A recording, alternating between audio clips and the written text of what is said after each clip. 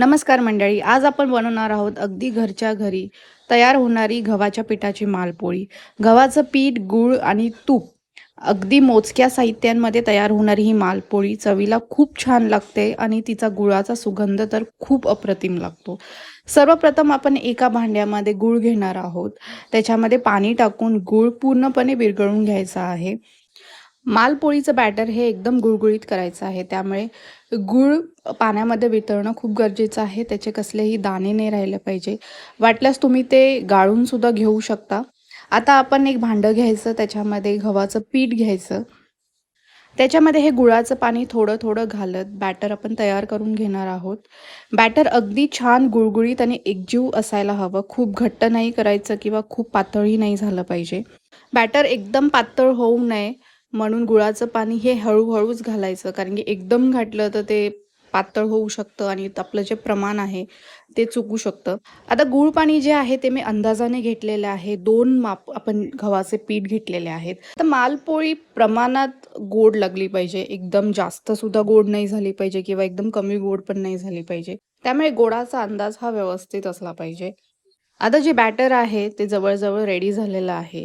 त्याच्यामध्ये गुठळ्या राहता कामा नये, एकदम स्मूथ कन्सिस्टन्सी असली पाहिजे। आता आपण ह्याच्यामध्ये टाकणार आहोत चिमूटभर वेलची पूड, सुंठ, बडीशेप आणि खडीसाखर आणि परत एकदा सगळं बॅटर आपण एकजीव करून घ्यायचं। गोडाचा पदार्थ असला तरी पण आपण ह्याच्यामध्ये प्रमाणात मीठ घालणार आहोत। मीठ घातल्यावरती परत एकदा छान ते एकजीव करून घ्यायचं। आता हे बॅटर काही वेळ झाकून ठेवूया, म्हणजे पीठ छान मुरेल आणि मालपोळी मऊ बनेल। बॅटर मुरल्यानंतर ते पुन्हा एकदा छान फेटून घ्यायचं आहे। आता तवा गरम करून घ्यायचा, थोडंसं त्याच्यावरती तूप लावायचं। तवा मध्यम आचेवर असतानाच त्यावर बॅटर ओतून हलक्या हाताने गोलाकार पसरवून घ्यायचं। मालपोळी फार पातळ करायची नाही, थोडी जाडसर ठेवली की ती मऊ आणि छान लागते। कारण की ही फक्त गव्हाची मालपोळी आहे, त्यामुळे बऱ्याचदा लोकांना काळजी वाटते किंवा टेन्शन येतं की अरे हे मालपोळी नीट बनेल ना, कारण की बऱ्याचदा काही लोक रवा टाकतात, काही लोक बेसनचं पीठ वापरतात। पण ह्या रेसिपीमध्ये सुद्धा मालपोळी फक्त गव्हाच्या पिठाने आपण बनवतो आहे आणि तीही सुंदर छान होते। आता वरून थोडंसं तूप सोडूया आणि मालपोळी एका बाजूने छान भाजून देऊया। खालची बाजू सोनेरी झाली की अलगद पलटून दुसरी बाजूने भाजून घ्यायची।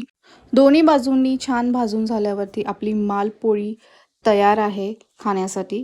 आणि अशाच प्रकारे एक एक करून आपण सगळ्या मालपोळ्या तयार करून घ्यायच्या आहेत।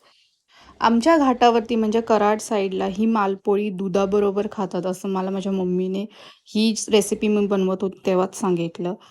तर ही मालपोळी नाश्त्यासाठी गोड पदार्थ म्हणून किंवा नैवेद्य म्हणून सुद्धा तुम्ही बनवू शकता। तुम्ही ही गुळाच्या पाण्यात गव्हाच्या पिठाचं बॅटर करून बनवलेली मालपोळी नक्की करून पहा।